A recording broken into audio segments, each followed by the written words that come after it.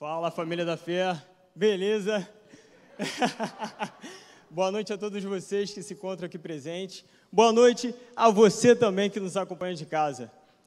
Vire para o seu irmão da direita e da esquerda e fale o seguinte para ele: que bom você veio hoje. Pois é, irmãos. A verdade é que muitas das vezes nós passamos por dificuldades, por provações que nos levam a determinados encarceramentos, a prisões. E hoje eu vim para motivá-los a vocês se revoltarem contra tudo aquilo que os aprisiona. Sabe, muitas das vezes nós questionamos a Deus porque determinadas coisas que Ele acabou nos prometendo lá atrás, Ele não cumpriu até o presente momento, porque a verdade é que, como indivíduos falhos, a gente coloca Deus na parede e pergunta: por que, Senhor? Mas eu queria exortá-los a trazerem à memória o que já está contido em Números 23, versículo 19, que Deus não é homem para que minta, nem filho do homem para que se arrependa. Uma vez que Ele tenha decretado algo a teu respeito, tenha certeza de que Ele há de cumprir. Aleluia. Convido os irmãos agora a abrirem a palavra do Senhor no livro de Gálatas, capítulo 5, no versículo 1.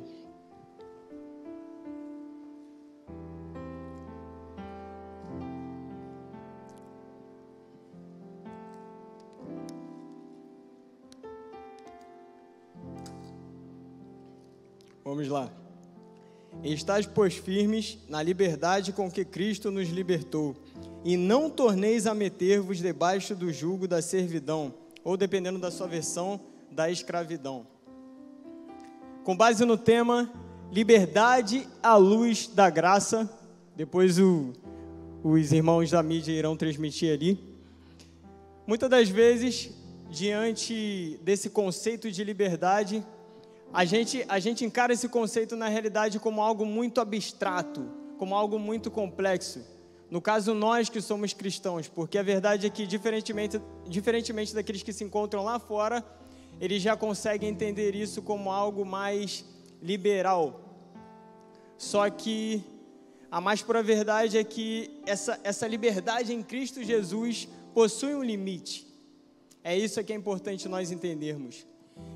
E o que seria de fato essa expressão pequena, mas com um valor tão significativo? Liberdade. Liberdade vem a ser a condição do indivíduo que possui o direito de realizar escolhas de acordo com sua própria vontade. E isso é o que resultará no chamado livre-arbítrio, ou seja, a possibilidade de nós escolhermos entre o bem e o mal. Essa é a verdade. Agora, quando nós pegamos esse conceito e trazemos ao ramo eclesiástico, ou seja, ao ramo da igreja, nós entendemos que seria quando nós pegamos a liberdade e fazemos o bom uso desse livre-arbítrio. Tanto que o próprio apóstolo Paulo, quando ele fala aos Gálatas, no versículo posterior, nós lemos o versículo 1 do capítulo 5, no versículo 13, no caso, o apóstolo Paulo, ele exorta os irmãos a fazer o seguinte: olha, não utilizem de pretexto para vocês concederem vocês verem essa liberdade como uma possibilidade de vocês concederem legalidade às suas vontades carnais, porque muitas das vezes é o que nós acabamos fazendo. Ah, Diego, mas se porventura der uma deslizada, eu acabar cometendo uma falha. A verdade é que, diante do nosso arrependimento de coração, e eu não me refiro àquele arrependimento momentâneo, quando você e eu, sei lá, a gente acaba se arrependendo só por uma questão de temor, de apenas com medo de, não quero ir para o inferno e tal, não. Mas porque, na realidade, você se arrependeu de coração, isto é aquele tipo de arrependimento que te leva a ter nojo daquilo que você praticava anteriormente, e você não quer mais praticar. E a verdade é que essa liberdade, irmãos, ela não nos isenta de passarmos por adversidades. De fato, pode até intensificar na luta entre a carne e o espírito, sendo que a carne, ela já foi crucificada com Cristo Jesus. A carne também é denominada como natureza inferior, enquanto o espírito ele possui a função de gerar frutos à caminhada do cristão, frutos como amor, como paz, alegria, enfim. Eu não sei qual o tipo de encarceramento que você tem enfrentado. Talvez você esteja encarando uma prisão a partir de alguma enfermidade, alguma patologia que talvez você tenha descoberto, né? Foi diagnosticado recentemente. Talvez você precisa se libertar de algum emprego, né? Você está na CLT, mas Deus está a todo momento martelando em sua mente. Saia da zona de conforto e migre para a de conflito. Porque a verdade, irmãos, é que é apenas na zona de conflito que Deus faz com que produzamos resultados positivos à nossa caminhada. Aquilo que, sem dúvida, há de nos edificar. Ou quem sabe você possa estar preso a um relacionamento tóxico. Só que nem sempre dizer basta, que é necessário nesse momento de escravidão, dizer basta seria você separar-se, não. Mas rever a situação para que aquilo que estava acontecendo antes não torne a acontecer. E eu venho nessa noite para motivá-los a dizerem basta diante daquilo que está te aprisionando. Porque a verdade é que Deus não te reconhece como um mero escravo. Ele te reconhece como um escravo dizendo basta. Foi exatamente isso que aconteceu com o povo hebreu na época de Moisés. Eles clamavam por um libertador, por alguém que pudesse tirá-los daquela situação de vergonha, e eles gemiam. Então isso, consequentemente, fez com que Deus atendesse ao clamor daquele povo. Essa é a verdade. E muitas das vezes, irmãos, como eu disse anteriormente, esse aprisionamento se dá através de dificuldades e provação. Eu me recordo de quando eu fui diagnosticado com diabetes tipo 1. Me recordo até hoje, quando o meu endocrinologista virou para mim, ele falou: Diego, se você não tomar insulina daqui para frente, você morre. E disse mais: a insulina foi descoberta em 1921. Antes disso, quem vivia naquela época já era considerado um condenado à morte. Isso aconteceria contigo. Ou seja, só palavras negativas. E eu ficava, meu Deus do céu, que isso? Só que nós sabemos, irmãos, que Deus possui um propósito para tudo. Para tudo. Não cabe a nós questionarmos a vontade dEle. E eu lembro que, num dado momento desse percurso, eu entrei na chamada remissão, como os médicos denominam. Que, na realidade, remissão é uma intitulação que eles atribuem a jovens e adultos. Crianças, eles colocam como lua de mel, porque seria, na realidade, um período em que a pessoa não apresenta mais esse quadro de diabetes. Antes, eu estava me tratando com insulina. Depois eu passei só a me tratar tecnicamente através de dietas e atividade física. Só que eu achava que Deus tinha de fato me curado. Eu lembro que na época eu tinha até postado no Face, Deus me curou e tudo mais. Aí depois, pá! E o médico falou para mim, olha, Diego, não solta fogos. A doença retornou. Porque entenda uma coisa, quem estiver anotando, não sei, pode ficar à vontade. Deus, ele jamais irá te curar pela metade, irmão. Ele efetua a sua cura integralmente, ou seja, por completo. Essa é a intenção de Deus. E agora, a verdade é que Deus, ele não chegou a realizar isso na minha vida. Deus até levantou pessoas, e levanta até hoje, de diferentes denominações, congregações, pessoas as quais eu nem conheço, para me ratificar isso. Deus vai te curar, Deus vai limpar o teu sangue. Eu só estou exemplificando essa questão para vocês, irmãos, porque a verdade é que eu teria, teoricamente, humanamente falando, muitos motivos para desistir. Só que na realidade, Deus, ele sabe de todas as coisas. E diante de uma pancada, você tem sempre duas opções. Ou você fica no chão, se vitimizando, feito bebê chorão, ou você reage e segue rumo aos teus objetivos. E a nossa vida, muitas das vezes, ela pode ser interpretada como um trem, sabe?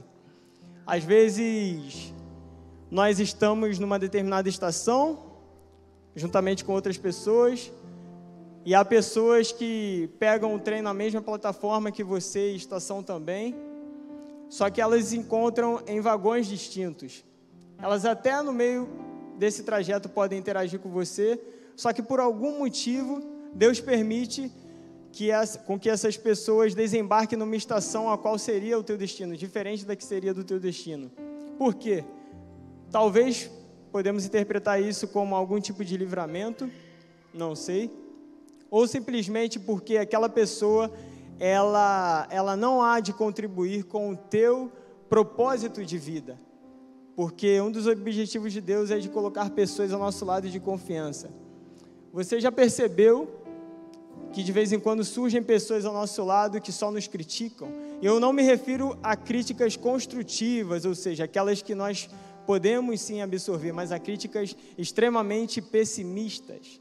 Só que a realidade, isso de acordo com a psicologia, confesso a vocês que eu peguei uma colinha com a minha namorada, que cursa psicologia.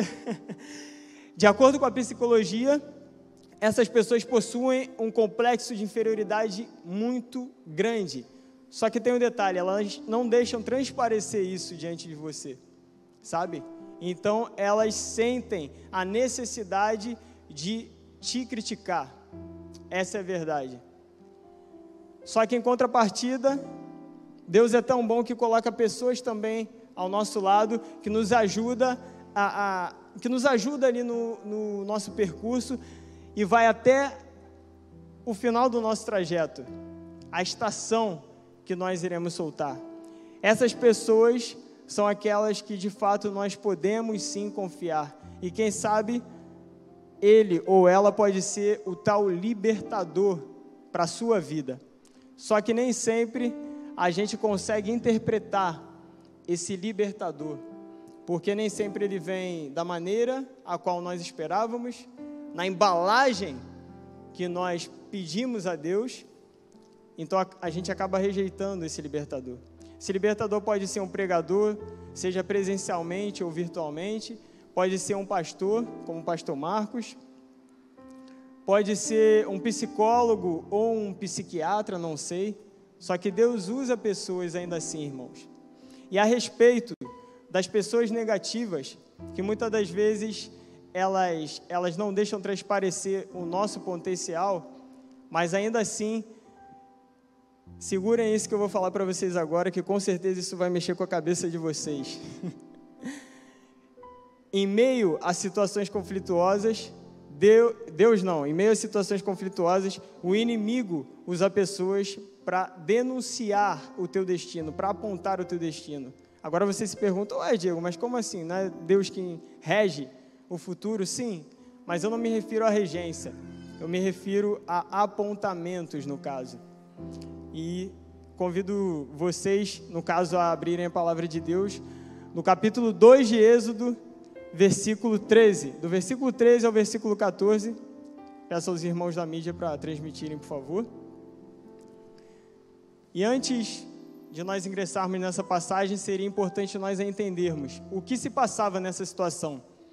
Moisés, até então era príncipe do Egito, Moisés ele se deparou com uma situação bastante delicada. Ele viu um hebreu sendo agredido por um egípcio, um hebreu totalmente indefeso.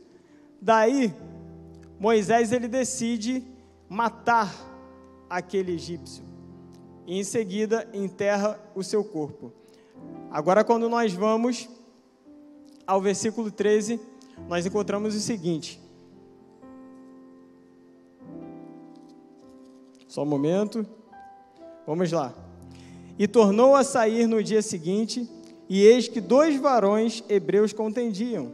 E disse ao injusto: por que feres o teu próximo? O qual disse: quem te tem posto por maioral e juiz sobre nós? Pensas matar-me como mataste o egípcio? Então temeu Moisés e disse: certamente este negócio foi descoberto. Se os irmãos se atentarem, quando o agressor ele pergunta a Moisés: quem te tem posto por maioral e juiz sobre nós? Ele já estava denunciando o destino de Moisés, que até então era príncipe, mas ele não tinha nem noção daquilo que o aguardava, que seria um chamado para que ele fosse libertador do povo hebreu, o qual antes estava cativo na terra do Egito. Então, em meio a certas rixas que nós temos muitas das vezes, o inimigo ele pode muito bem apontar o seu destino. E sabe por que ele faz isso? Porque ele nos enxerga de uma forma que nem mesmo nós conseguimos nos enxergar. Essa é a mais pura verdade. Agora, partindo ao próximo ponto da nossa pregação a respeito de dificuldades. Como eu disse, é necessário que diante de uma escravidão, a gente se revolte contra aquilo que nos escraviza. Por quê? Porque a escravidão nos acostuma. E isso é algo muito ruim. O que seria a dificuldade, né, que nós encaramos muitas das vezes? Dificuldade não é sinônimo de regresso, nem tampouco de fundo do poço. Vou repetir. Dificuldade não é sinônimo de regresso, nem tampouco de fundo do poço. Ao contrário do que muitos pensam, dificuldade denota avanço. Quem aqui pertence à década de 80, 90? Levanta a mão. Obrigado, podem baixar. Talvez vocês se recordem de um game que fez bastante sucesso em tal década. O game Super Mario World, Mundo do Super Mario, ou Mario Bros, como é popularmente conhecido. Eu sei que eu poderia exemplificar através de qualquer outro game que seja constituído por fases, como God of War, Call of Duty. Os jovens aí estão cientes do que eu estou falando. Só que o Mario, para mim, possui um valor muito significativo. Primeiro que eu me recordo muito bem que quando eu era pequeno, eu jogava esse game, né, na infância com meu pai. Meu pai, para quem não sabe, faleceu em novembro do ano passado, mais uma vítima da Covid, aos 49 anos. Mas ainda assim, como eu disse aos irmãos, Deus tem um propósito com tudo, não nos cabe questionar a vontade dele. Enfim, e meu pai, indiretamente, ou seja, sem que ele soubesse, ele pôde me ensinar determinados valores. E o primeiro deles seria a simplicidade da vida. É necessário nós traçarmos planos e objetivos ao nosso futuro, sim. Mas às vezes, de tão concentrados que nós estamos em nosso futuro, nós acabamos não atentando às coisas boas que o presente nos apresenta. Até porque é aquilo que realizamos no presente que refletirá automaticamente no nosso futuro. E eu me recordo que logo na primeira fase do Mario, ele tinha de encarar inúmeros obstáculos. E no dado momento daquela fase, ele se deparava com um dinossaurinho chamado de Yoshi, onde era uma espécie de animal que o ajudava no trajeto até o final do percurso, até o fim daquela fase. E é assim que muitas das vezes acontece em nossa caminhada. Deus coloca pessoas para seguir conosco, porque a verdade é que tem determinados objetivos que nós não alcançaremos por si só. A gente sempre precisará do amparo do outro. E dando continuidade à ilustração, à medida que nós avançávamos de fase, elas se tornavam muito mais árduas. Mas eu pergunto a vocês, irmãos, isso é algum motivo para que nós venhamos a desistir? Tem pessoas que ficam irritadas e arremessam o controle, né? Não quero mais jogar, está muito difícil essa fase. Só que a verdade é que, sem que percebamos, embora as fases se tornem mais árduas, nós acabamos subindo de nível, que é justamente isso que a dificuldade nos leva. A dificuldade nos leva à ascensão vital. Um grande exemplo disso, bíblico, seria o que aconteceu com José. José, ele com certeza cria e sabia muito bem do que Deus tinha para a caminhada dele, ou seja, a promessa de exaltação, de enaltecimento. Só que o que José não sabia eram das dificuldades, das adversidades que ele teria de encarar até ser exaltado a governador do Egito, sabe? Então é importante nós entendermos essa questão. E outro ponto significativo, o que nos concede autoridade, eu me refiro à autoridade na vida, não é o seu patamar social, não são as suas condições financeiras, nem muito menos se você possui o seu nome renomado ou não. O que te concede autoridade são as experiências que você e eu adquirimos ao longo de nossa caminhada. Isso é o que irá nos conceder autoridade. Portanto, se você é uma pessoa experiente, você pode sim possuir esse tipo de poder. Você pode possuir esse tipo de poder. Porque vamos olhar para os artistas, né? Tecnicamente, eles teriam uma dimensão muito ampla para exortar pessoas a progredirem na vida, ou até mesmo pregar a palavra de Deus. Porém, o que muitos fazem, inúmeras vezes, seria abrir a boca para falar bobagem.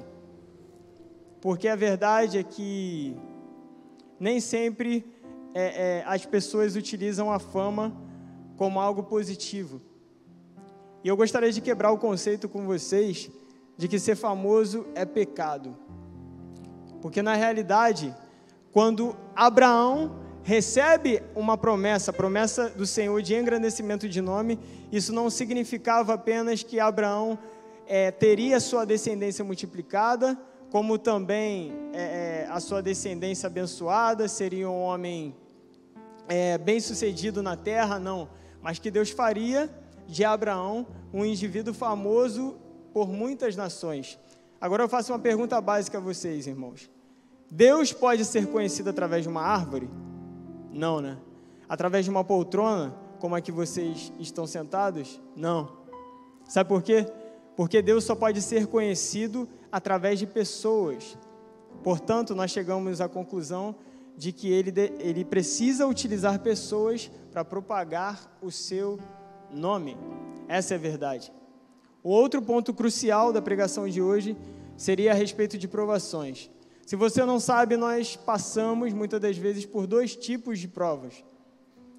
Nós temos aquela provação clássica, que seria quando o indivíduo se encontra no fundo do poço, se encontra numa situação horrenda e de vergonha mesmo. E nós temos aquela em que a pessoa já está no auge de sua carreira, já se encontra no momento de glória. Ué, Diego, mas é possível eu me encontrar nessa situação e ainda assim estar passando por uma provação, ser submetido a uma prova da parte do Senhor? Sim, com certeza. Porque a verdade é que nós, quando nós estamos passando por aquela situação ali, nós devemos tomar muito cuidado com os múltiplos pratos que nos são oferecidos. E eu gostaria vocês não precisam abrir, mas eu peço para que os irmãos também transmitam, por favor, da mídia, a palavra do Senhor em Provérbios, capítulo 17, versículo 3.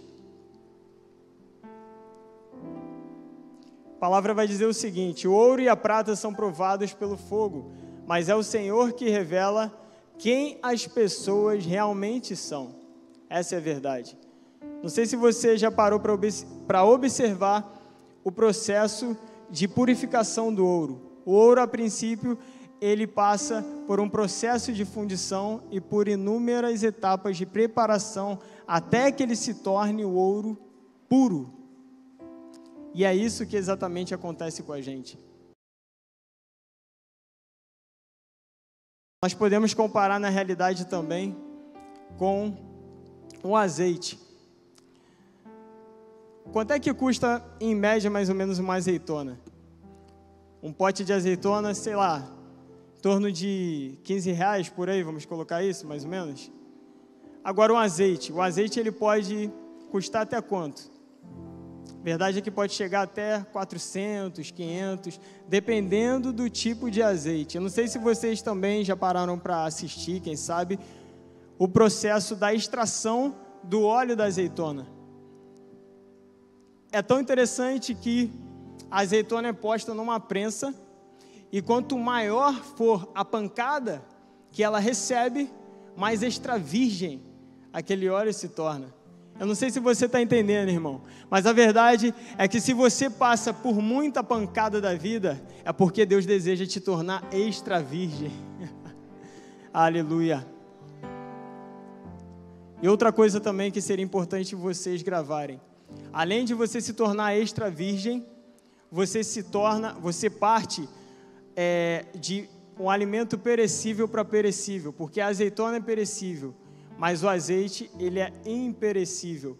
Ou seja, Deus deseja com que você mude de forma, porque muitas das vezes para que você alcance o tão sonhado futuro extraordinário, ou seja, o futuro fora do comum, que poucos usufruem, é necessário que você passe por esse processo. Portanto, não reclame daquilo que você tem encarado. Deus, Ele sabe de todas as coisas. Um outro exemplo básico também seria o vinho. A uva é um alimento mais barato. Agora o vinho é caríssimo. Mas o que poucos sabem é que o vinho muitas das vezes precisa ser pisoteado. Não é verdade? E quando a palavra de Deus nos diz que pelas pisaduras de Cristo nós fomos sarados, a verdade, aleluia, é que pisadura, se você não sabe, não seria basicamente pisada. Pisada é um erro de português. Pisadura seria quando você pisa e quando você remove, você deixa aquela marca chamada pegada. Ou seja, os nossos pecados ficaram fixados em Cristo Jesus. Às vezes é necessário, irmãos, que você seja esmigalhado, mas entenda que ao final desse processo você usufruirá de um destino extraordinário, de um futuro maravilhoso. Aleluia.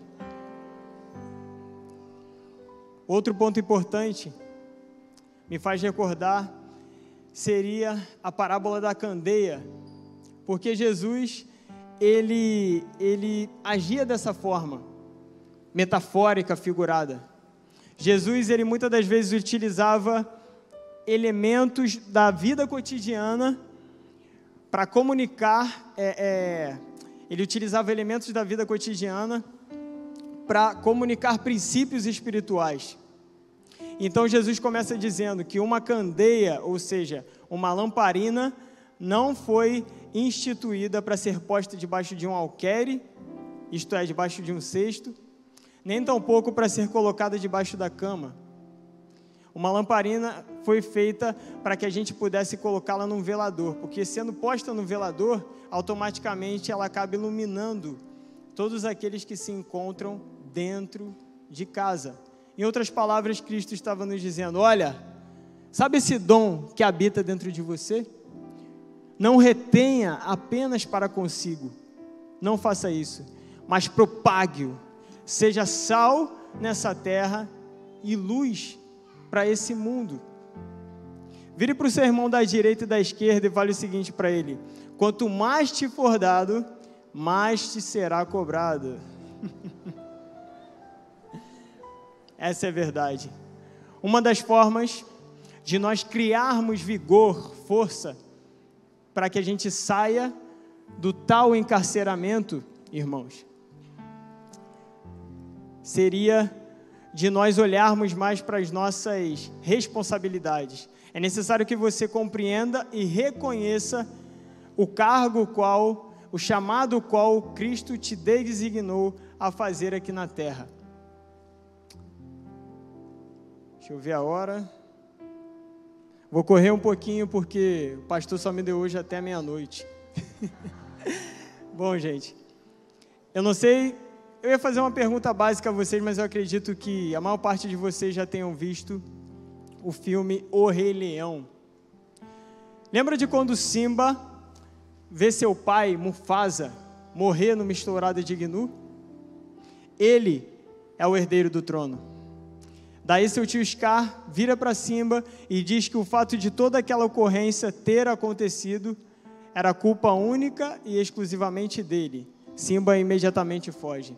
No meio de sua fuga, o leãozinho se depara com dois animais, Timão e Pumba, que automaticamente, quando avistam o leão, falam: esse cara vai nos comer.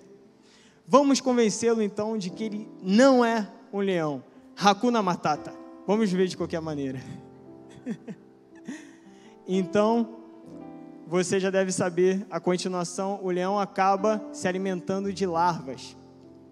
Daí, o tempo passa e um macaquinho que portava um cajado, podemos interpretá-lo como pastor.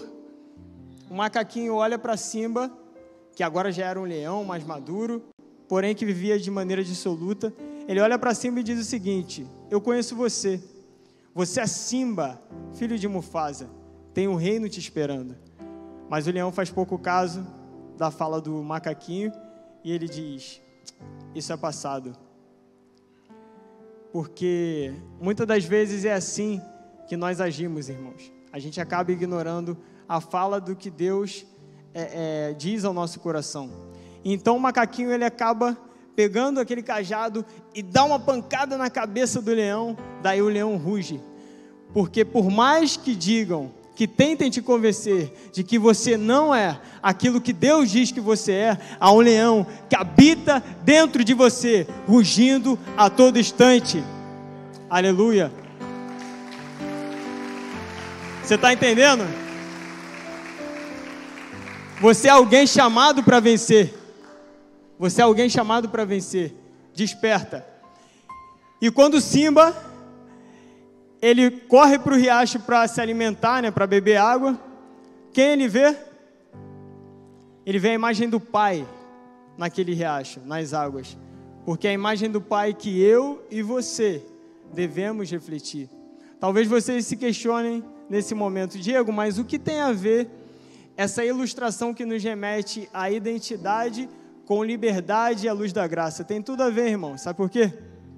Porque se você e eu não conseguimos reconhecer a nossa verdadeira identidade em Cristo Jesus, nós não conseguimos alcançar a tal libertação. Aleluia. Sabe qual é a nossa maior dificuldade? São as nossas companhias. Portanto, analise bem quem você tem posto ao seu lado para caminhar contigo. Modifique suas influências, aquilo que você lê, aquilo que você ouve, o que você assiste, porque sem dúvida isso há de produzir um mega diferencial na sua caminhada. E para concluir a mensagem, irmãos, foi bem sucinta, mas eu creio que de alguma forma Deus tenha falado ao coração de vocês.